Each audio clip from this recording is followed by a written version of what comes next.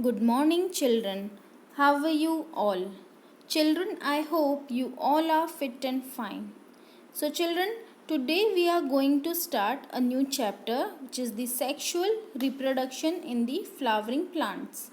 This is the chapter number 2. Children, in this chapter we will discuss about the flower, mainly the reproductive parts of the flower.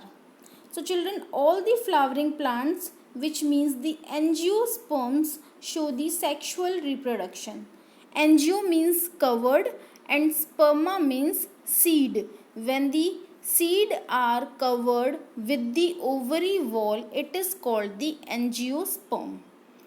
And children, you know, the flowers are the site where the sexual reproduction is done. Okay. So children, how the flowers are formed? You know? Yes. The several hormonal and the structural changes result in the differentiation and the development of the floral primordia, and ultimately the flower will develop as a result of the hormonal and the structural changes.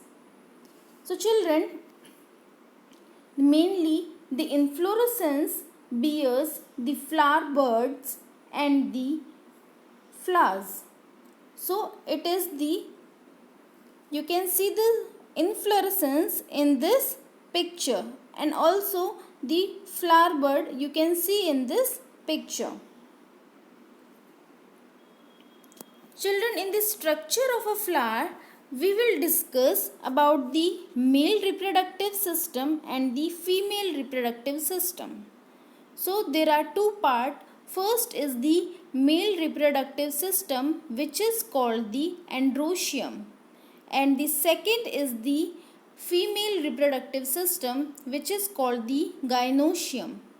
So children, in the flower there are both the parts are present, so it is called the bisexual flower. If only one part is present, only gynoecium is present, or only androecium is present, so that it is called the unisexual flower.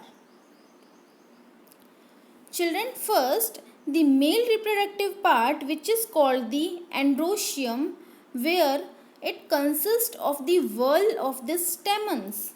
So children, you can see the stamen in this flower. In this stamen there are three different parts. First is the anther, and the second is the filament, and both the parts are connective with the connecting. Okay. So in the anther you can see the internal structure also of the anther.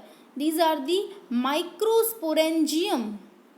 In the microsporangium, the pollen grains will develop, and we know, children, the pollen grains are very much important because these represent the male gametes, which are spherical and having two layered, exine and the intine. Exine means the outer layer and the intine means the inner layer. Okay children? So children, in this diagram you can clearly see the anther and the filament part.